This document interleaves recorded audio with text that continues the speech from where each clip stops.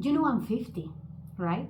I only say it every 5 minutes, so I suppose you're aware of it.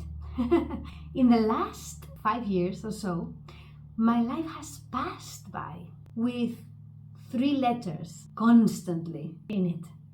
Sex. Essentially, I went from being in a dead bedroom situation, which I don't really like that terminology. I prefer to say roommate situation. For years, living a conventional married life to becoming an online adult content creator and pleasuring myself on camera. I know, wild. During this time, thousands of men have subscribed to my page. Most of them just curious. They subscribe, have a look, pleasure themselves, and bye. See you later. Just carry on with their lives, I guess. Others are constantly on and off. Like they subscribe for a month, couple of months, and then they go and they come back and so on. And a few of them stay subscribed and they've been with me for a long time. They just want to support me, support what I do, and the joy I bring into their lives. This is literal feedback, by the way. Obviously, I'm eternally grateful to all of them. And then, now we have other men who maybe never subscribe to me, but they are on the email list for my midlife erotica letter, which I'm enjoying so much.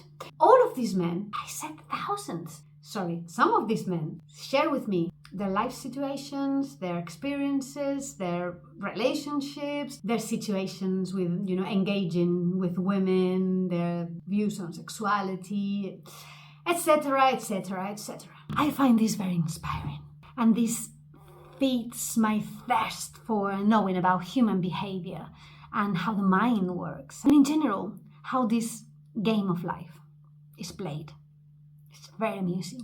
So today, I'm going to talk about John. I'm going to call him John. In his early 40s, he's been married for 15 plus years, 2 young kids under the age of 10, and trying to figure out how to get out of this dead bedroom trap. They have talked about it, which, fair to say, it's something, because some people completely ignore it, by the way. He considers himself a high libido male, and his wife, according to him, is a low libido female. Straight up, a mismatch in there. They have tried couples therapy, individual therapy, but nothing really worked other than to determine that the marriage is fundamentally okay.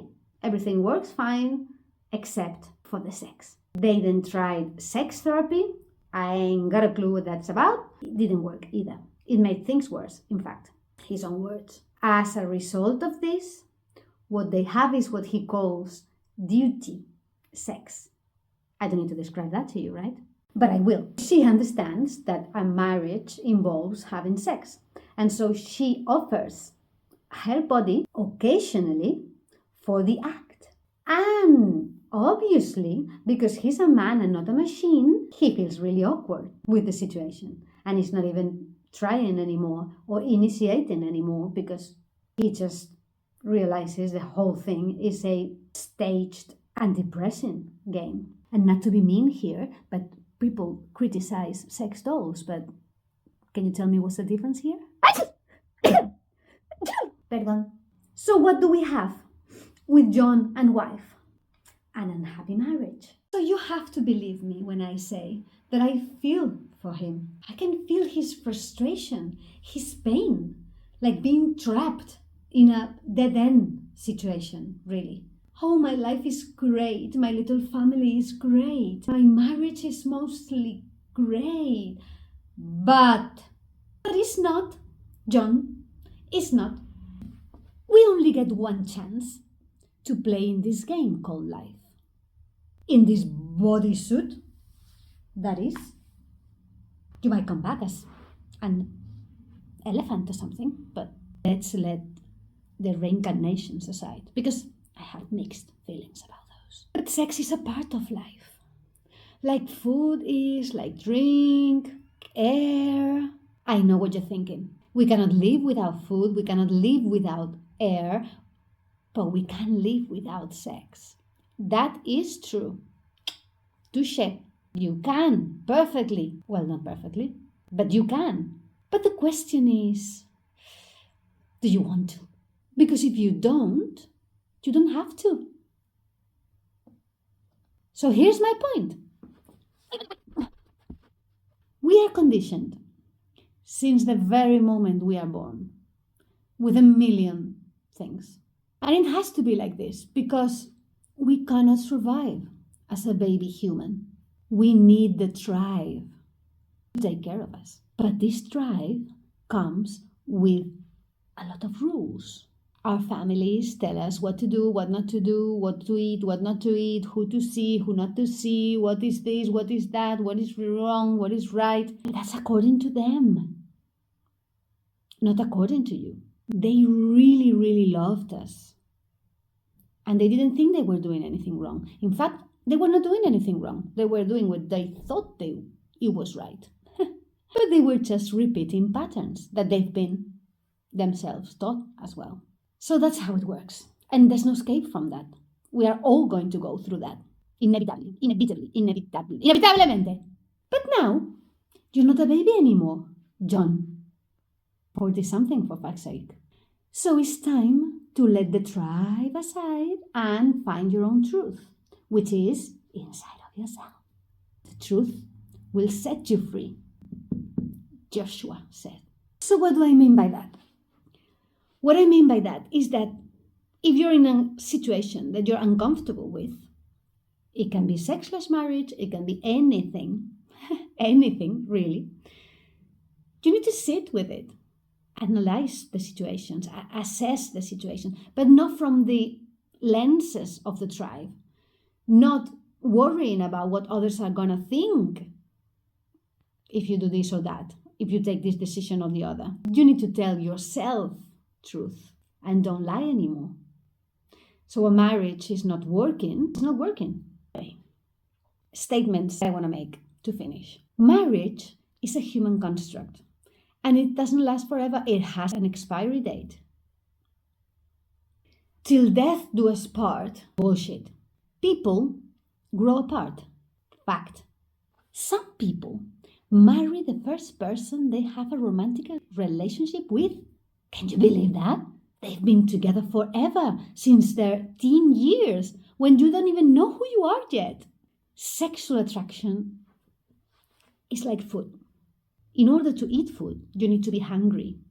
If you are fed up with food, you don't want more food. In fact, that's what happens if you're not hungry and you're forced to eat. So what do you need in order to be attracted sexually by somebody? Be hungry for that person. Marriage was designed for convenience, for legal and strategic purposes, not for pleasure. Cohabiting kills passion and desire. Yes. We need to procreate. I know, of course, otherwise the human species would disappear. But who on earth determined that we need to live together 24/7 to do that? I know how challenging and how provocative this sounds, especially to the traditional mindsets out there. But it's time for a change. It's time for owning our own truths and stop telling ourselves lies about everything, in every field, not only relationships. So, dear John, there is no fix for a dead bedroom. There's only two options. One is acceptance, celibacy, and the other one is change. Oh, and for those who are wondering about what happens with the kids, I am the child of an unhappy marriage. I can tell you, I wish my parents would have divorced many, many years ago. And on the other hand, if you have kids and you're worried about them because you don't want to break up because of them, what would you say if in the future your daughter or your son are in the same situation that you are now? Do you wish that for them? Because that's the example that you are giving to them. Stay unhappy just for the family and for God. But setting yourself free of the mind invisible chains is not easy. It takes a lot of courage, but it's possible.